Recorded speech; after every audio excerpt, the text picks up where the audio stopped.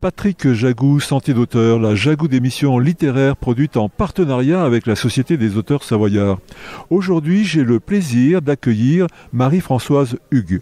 Marie-Françoise Hugues, où êtes-vous née, êtes-vous savoyarde?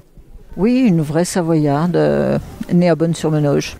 Marie-Françoise Hugues, vous venez de sortir une monographie intitulée Chaussis 1827. Est-ce que vous pouvez, s'il vous plaît, nous parler de ce livre ?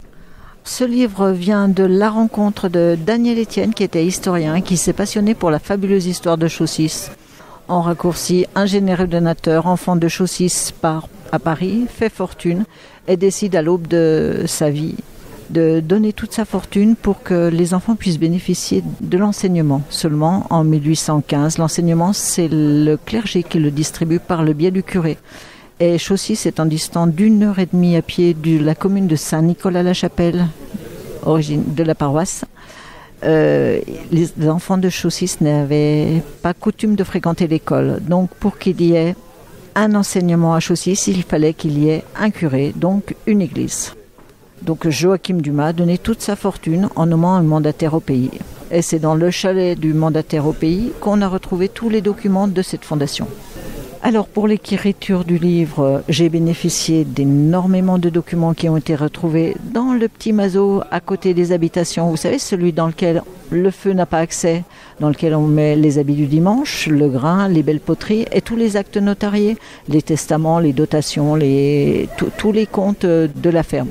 Donc les documents sont très anciens, certains d'origine médiévale dont on n'est pas arrivé à lire quelque chose.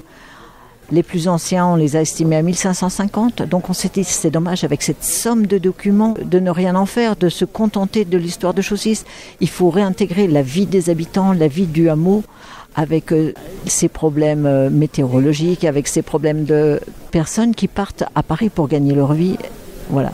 Une fois qu'on a tous ces documents, qu'est-ce qu'on en fait ? On essaie d'en faire quelque chose de digeste et accessible, parce que l'histoire de la Savoie se mêle à l'histoire de France, parce que l'histoire du clergé est omniprésente dans la vie rurale, et on ne peut pas parler d'une seule chose en oubliant tout le reste. Donc on est obligé de tenir compte de tous ces divers facteurs qui sont à milieu de notre quotidien. Donc ce livre est un peu un puzzle qu'on a essayé d'assembler pour amener cette histoire. Marie-Françoise Hugues, ce livre, comment peut-on se le procurer ? Alors, ce livre est à compte d'auteur pour l'ASPEC, Association de sauvegarde du presbytère et de l'église de Chaussis. Ce livre est disponible au bar associatif de Chaussis. Il est disponible aussi à Flumet, à la Galerie des Trois-Rois, ou à Albertville, à la Librairie des Bauges. Chers auditeurs, nous parlions aujourd'hui de l'ouvrage de Marie-Françoise Hugues et Daniel Etienne, intitulé Chaussis 1827, que vous pourrez vous procurer en suivant les informations données par Marie-Françoise. Marie-Françoise Hugues, je vous remercie. Voilà, Sentier d'auteur, c'est fini pour aujourd'hui.